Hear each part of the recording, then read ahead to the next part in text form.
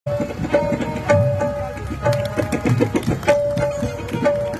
चाहेंगे प्रतिक्रिया इस मंच से 2 शब्द बोले। हम कुछ बोले, आप कुछ सुने, उससे पहले जिस माँ की गोद में हम बैठे हैं उनका जयकार होना चाहिए। एक बार बोलिए भारत माता की जय, भारत माता की जय, श्री राम, श्री राम। इस वार्ड नंबर 11 दीनदयाल उपाध्याय नगर में हो रहे शिव शक्ति महायज्ञ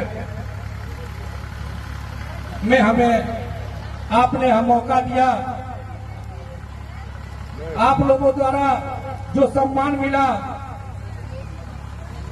उस सम्मान का कोटि कोटि अभिनंदन वंदन करता हूं। जो यह कार्यक्रम आप लोगों द्वारा रखा गया है, सनातन का बीड़ा उठाया गया है, उस टीम को, इस आयोजक मंडल का मैं कोटि कोटि अभिनंदन वंदन करता हूं। साथ ही इस मंच पर उपस्थित जिनका आशीर्वाद ज्ञान के रूप में हमें मिलता रहा है, हमारे पन्नालाल चचा जी, आपका भी मैं कोटि कोटि अभिनंदन वंदन करता हूं।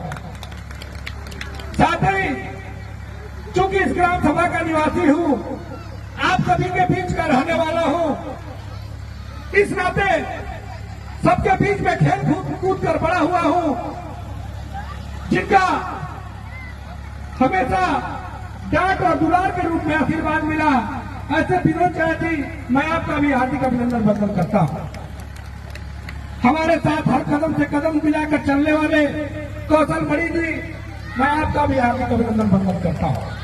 साथ ही इस रासलीला मंडली का भी मैं कोटि कोटि अभिनंदन वंदन करता हूं। मैं प्रशंसा के पात्र वो युवा हैं, मैं रिक्की बड़ी भी, आप लोग प्रशंसा के पात्र हैं। कितनी बड़ी पीड़ा, आपने कोई टीम पहले नहीं बनाया, लेकिन आपके मन में था कि यह कार्यक्रम होना चाहिए, आपने ठान लिया और इतना बड़ा आयोजन आपने कर डाला।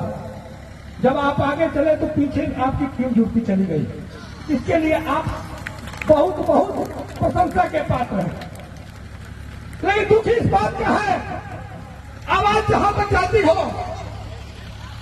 दुख इस बात का है कि हम, यह जो ग्राम सभा है, जो वार्ड नंबर है, यह बड़ा चर्चा का विषय रहता है, बड़ा धार्मिक लोग हम आते हैं, लेकिन दुख इस बात का है कि यहाँ कम से कम हजारों की भीड़ होनी चाहिए, या 500-400 की भीड़ इस सनातन धर्म के लिए मेरे समझ से बाहर है। जब आपकी भीड़ होगी तो सनातन धर्म का झंडा वैसे ही बुलंद होगा, कोई प्रतिद्वंदी आपके सामने खड़ा नहीं होगा। जब आपकी भीड़ नहीं होगी तो तमाम प्रतिद्वंदी, तमाम लोग आपका मजाक उड़ाएंगे, तमाम विधर्मी आपको तलवार लेके दौड़ाएंगे, और यही चीज इस सनातन धर्म के लिए नुकसानदेह होगी। रही बात कुछ जातिवाद के दलाल जातियों में बांटने का काम करते हैं, जहां तक मेरी आवाज जा रही हो, जो नहीं आए हैं उनको भी 1 मिनट ध्यान देना चाहिए। कुछ जातिवाद, जाति के दलाल, वो अपनी जाति को लेकर केवल बात करते हैं, जाति का नाम लेकर उसके पीछे छुप जाते हैं, लेकिन समस्त सनातन की बात करने वाला अगर आपके सामने हो तो उसका जितना प्रशंसा करे, जितना प्रणाम करे, वह कम होगा। सनातन की बात करने वाला आपके बीच में होना चाहिए। जाति की बात तो बाद में कर लेंगे, अपने बीच में बैठेंगे, कर लेंगे। मैं देखता हूं जब कोई व्यक्ति, ब्राह्मण समुदाय जब परशुराम जी की जयंती मनाता है तो परशुराम जी सबके देवता हैं, सबको उसमें शामिल होना चाहिए। लेकिन लोग यह कहते हैं कि पंडित जी लोगों का कार्यक्रम है। परशुराम जी आज के 50 साल पहले 40 साल पहले सबके देवता हुआ करते थे, लेकिन जात के दलालों ने आपको भड़का भड़का कर एक व्यक्ति का, एक समाज का उनको बता दिया और आप सुनते रहे। महाराणा प्रताप को लोगों ने कहा ठाकुर समाज के हैं, अगर परशुराम जी ब्राह्मण समाज के हैं तो उनकी पूजा करने वाले कौन? महाराणा प्रताप क्षत्रिय समाज के हैं तो भामाशाह ने सारा त्याग कर दिया, वो कौन? उनके साथ भील जातियां लड़ी, वो कौन? अगर अम्बेडकर जी सिर्फ दलित समाज के हैं तो अम्बेडकर जी को जिसने पढ़ाया, जिसने अपना नाम दिया वो ब्राह्मण, जिसने अपना पैसा लगाया उनको आगे बढ़ने में, उनकी प्रतिभा को देखकर वह ठाकुर। लेकिन जातिवाद के दलाल हमें तोड़ने के लिए, इस सनातन धर्म को तोड़ने के लिए आपको तरह तरह से बरगलाएंगे, तरह तरह का रास्ता दिखाएंगे। मैं आपके बीच में इतना ही अनुरोध करने आया हूं कि जब भी सनातन की बात हो, जब भी धर्म की बात हो, जाति को किनारे रख दीजिए। क्या इस सामने लाइन में बैठे हुए, सामने जो लाइन में बैठे हुए लोग हैं, इसमें जाति देखकर किसी को बैठाया गया है? जब धर्म की बात आती है सब एक दूसरे के साथ बैठते हैं। लोग कहते हैं मंदिरों में नहीं जाने दिया जाता। कौन से मंदिर में नहीं जाने दिया जाता?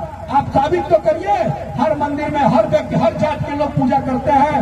मेरे भाइयों, आप दूसरे की जातियों में, दूसरे धर्मों में झांकेंगे, आपका नुकसान होगा, आपका सम्मान नहीं होगा, आपकी बेटी बहुओं का सम्मान नहीं होगा। यह आप सोचने का विषय है। आज का जो परिवेश चल रहा है, दूसरे धर्म के लोग आपका सम्मान नहीं करते हैं, वो आपकी बेटी बहू आपके धर्म पर नजर रखते हैं। यह मैं आपसे अनुरोध करने आया हूं।